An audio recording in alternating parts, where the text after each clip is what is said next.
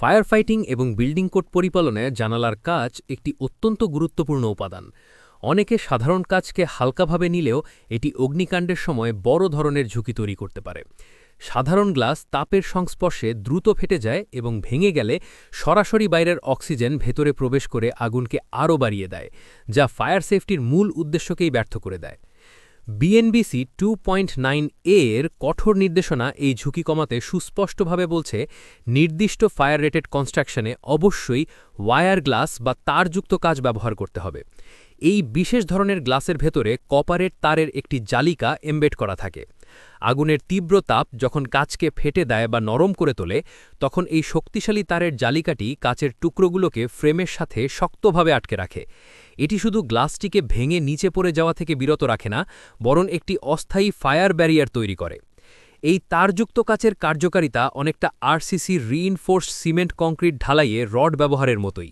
Rod যেমন কংক্রিটকে tensile শক্তি দেয় এবং ফাটল ধরলেও কাঠামো ধরে রাখে, তেমনি কপারের তার কাচকে ফেটে যাওয়ার পরেও অক্ষত অবস্থায় ফায়ার রেটেড ফ্রেমের মধ্যে স্থির রাখে। এর মূল সুবিধাগুলো হল অক্সিজেন সরবরাহ নিয়ন্ত্রণ।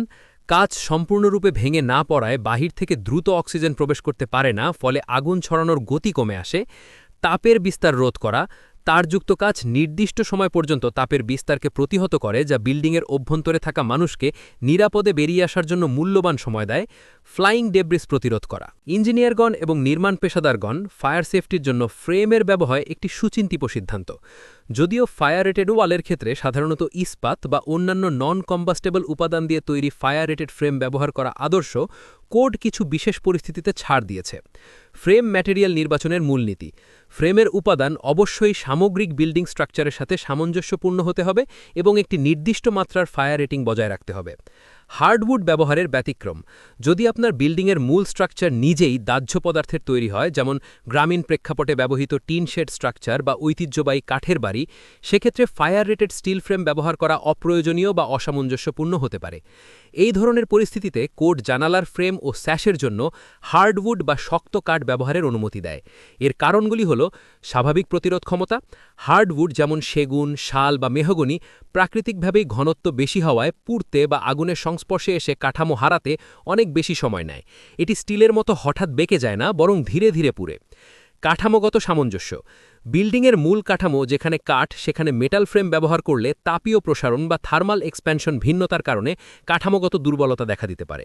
হার্ডউড ব্যবহার করলে সামগ্রিক স্ট্রাকচারের ফায়ার রেসপন্স আরও সামঞ্জস্যপূর্ণ হয়। ঐতিহাসিক ও নান্দনিক প্রেক্ষাপট। কিছু স্থাপনায় নান্দনিক বা ঐতিহাসিক কারণে কাঠামোগত উপাদান হিসেবে কাঠ ব্যবহার অনিবার্য। এই ক্ষেত্রে ফায়ার কোড বাস্তবমত সমাধান প্রদান করে। তবে মনে রাখতে হবে, হার্ডউড ব্যবহার করলেও এর পুরুত্ব এবং ফায়ার রেটেড কাজ ব্যবহারের বাধ্যবাধকতা অটুট থাকে, যাতে ফায়ার সেফটির মূল লক্ষ্য পূরণ হয়। সঠিক ফ্রেম ও কাচের ব্যবহার নিশ্চিত করাই একজন দায়িত্বশীল ইঞ্জিনিয়ারের কাজ।